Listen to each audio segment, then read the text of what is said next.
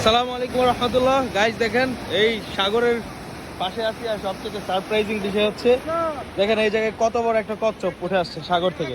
তো আমরা এটাকে এখান থেকে নামায় দিব।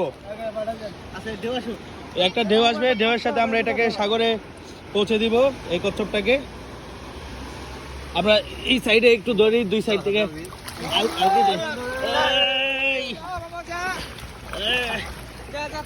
ওই সাইড থেকে ধরেন।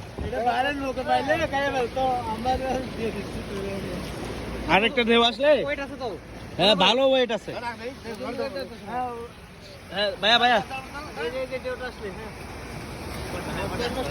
এই যে ঢেউ আসতেছে, এই ঢেউয়ের সাথে আমরা ওকে নামাই দিব।